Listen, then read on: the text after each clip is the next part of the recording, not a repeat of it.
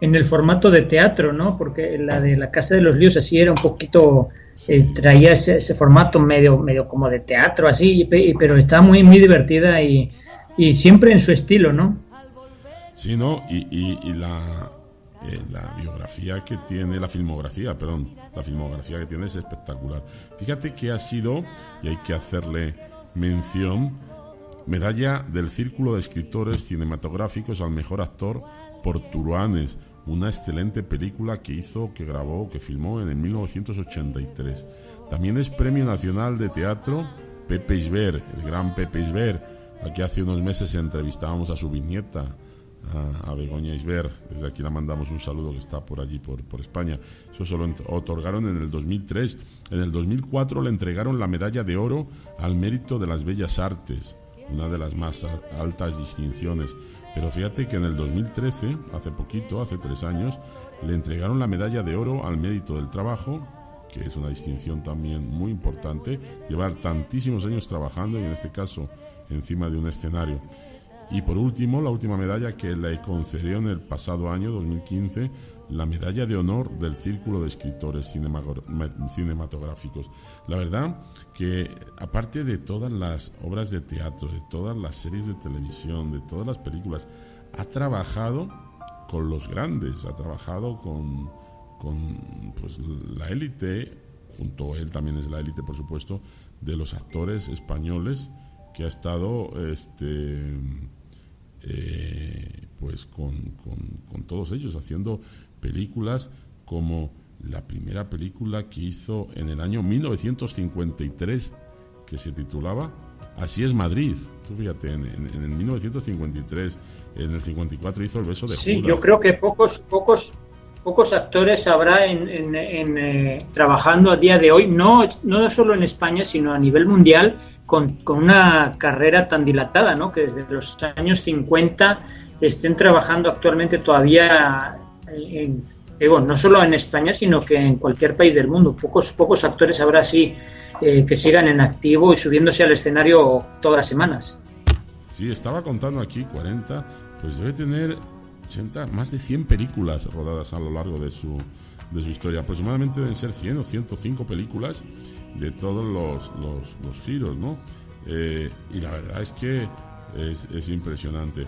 Como te digo, le vi en una entrevista que le hicieron en televisión española, lo vi hace poquito, donde hablaba con Bertín Osborne y estaba su esposa, y la verdad que es un señorazo, cómo habla, cómo interpreta, y bueno, pues es uno de los grandes que yo creo que todos los españoles, que aunque estemos fuera, le recordamos siempre en alguna de sus obras de teatro o películas que ha hecho, ¿no?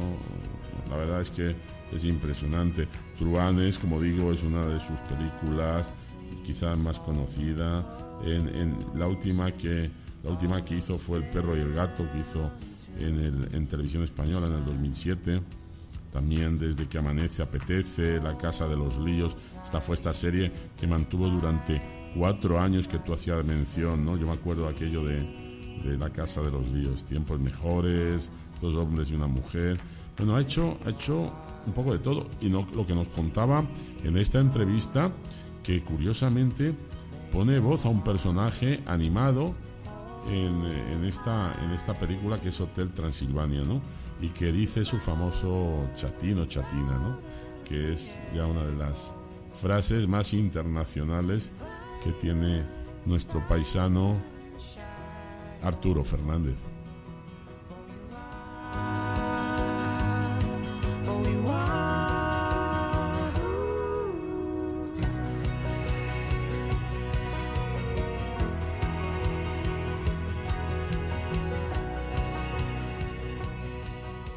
Pues Arturo Fernández, como decíamos, nació ese 21 de febrero de 1929.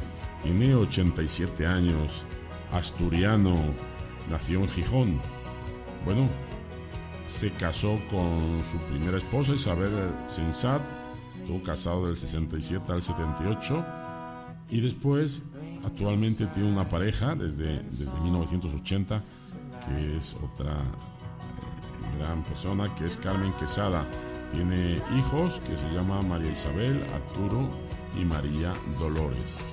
Y bueno, desde el año 54 hasta este presente año que estamos, ha estado activo nuestro actor con más tablas y con más horas de escenario, Arturo Fernández. Desde aquí le mandamos un abrazo, darle las gracias y que siga muchísimos años más divirtiéndonos y siendo como es él, Arturo Fernández. Gracias.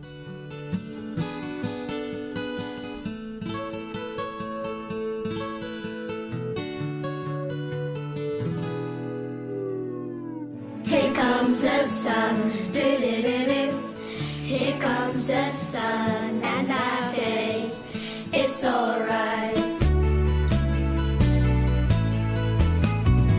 Little darling, it's been a long, cold, lonely winter.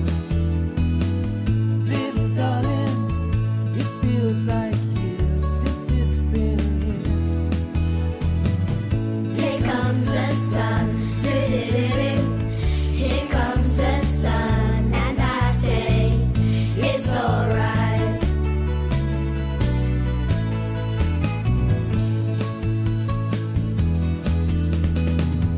Little darling, the smiles returning to the faces. Little darling, it seems like years since it's been here. Here comes the sun, here comes the sun, and I say it's alright.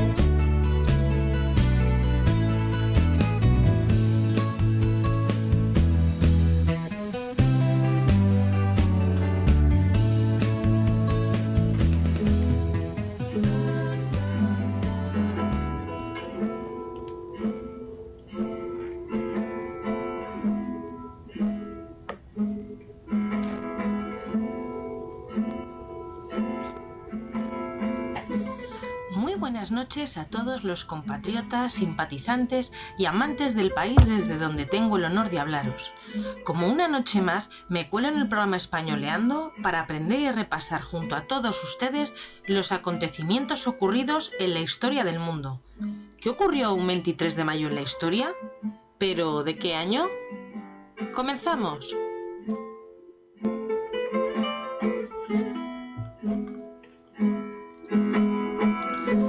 En 1533, en España, se anula el casamiento de Enrique VIII y Catalina de Aragón. Pobre Catalina, si hasta tu sobrino Carlos I te dio la espalda, aunque con lo que era Enrique VIII como para llevarle la contraria. Pero ella, como buena española, los tenía cuadrados, y hasta el día de su muerte ella reafirmó su reinado y seguía firmando en los documentos como reina de Inglaterra. Al final hasta Enrique VIII lamentó su muerte. Pero si alguien lamentó lo que ocurrió el 23 de abril de 1823, fueron la mitad de los españoles, porque dicha fecha en Madrid entran sin encontrar resistencia los 100.000 hijos de San Luis, que era una expedición francesa encargada de restablecer el absolutismo de Fernando VII. Vamos, que ni la Constitución de la Pepa ni gaitas. Él volvió a instaurar la monarquía absoluta y, como pasa siempre que se hace algo por la fuerza, todo acabó en guerra. Esta vez comenzaba la guerra realista y un 23 de mayo entran en Madrid. Pero el que entró por la puerta grande en el mundo del deporte en España fue Rafael Moreno Aranzadi. Me imagino que su nombre no sonará nada, pero si os digo el nombre de Pichichi, eso es otra cosa. Así que un 23 de mayo de 1892 nacía el futbolista del Athletic Club de Bilbao. Fue uno de los mejores goleadores de su época en el fútbol, y en reconocimiento a sus logros, el diario Marca, junto con el diario Arriba, dio el nombre al trofeo de máximo goleador de la Liga Española, el cual todavía se sigue estrenando. Y este año ha sido para Luis Suárez, el jugador del Barcelona.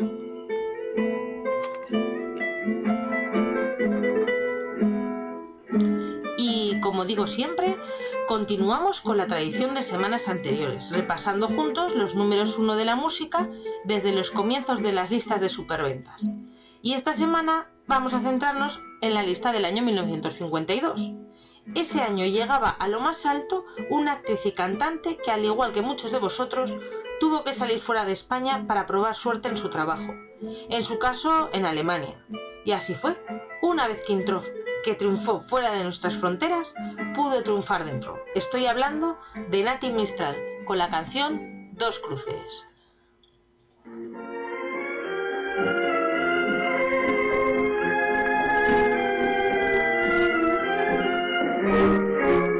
Sevilla tuvo que ser con su lunita plateada, testigo de nuestro amor, bajo la noche callada, y nos hicimos tú y yo, con amor sin pecado,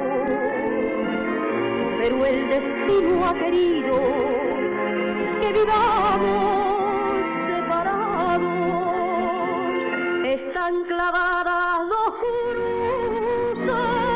en el monte del olvido, por los amores que han muerto sin haberse comprendido. Están clavadas dos cruces en el monte del olvido, que han muerto, que son el tuyo y el mío. Hay barrio de Santa Cruz, hay plaza de Doña Elvira, os vuelvo yo a recordar y me parece mentira. Ya me pueden llamar antigua, pero la copla es uno de los géneros musicales donde se puede demostrar si se tiene potencia y dominio de la voz. Pero dominio de la música en su género es el siguiente grupo musical, el cual tuvo muchos éxitos en los años 60 y que después de su disolución, algunos de ellos por separado, como Juan Pardo o Junior, también fueron número 1. Algunos de sus éxitos de este grupo fueron Por un sorbito de champán, Tú me dijiste adiós o Lola. Pero un 23 de mayo de 1966, la canción que llegaba era Mejor, del grupo Los Brincos.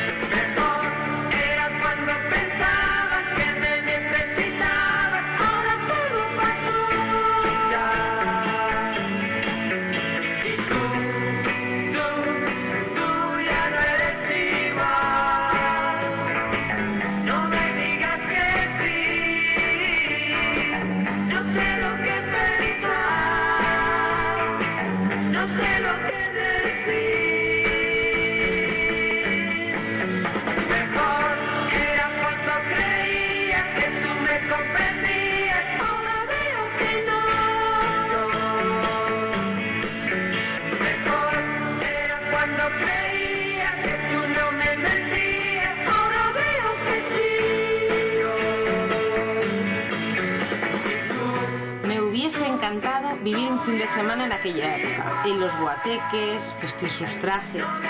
Pero bueno, saltamos al año 1984, que sí viví en esa época, pero con 5 añitos me parece que un poco pronto para salir de marcha. Estamos en plena década de los 80 y en plena movida madrileña. Y un grupo, ese mismo año, despegaba como un torbellino.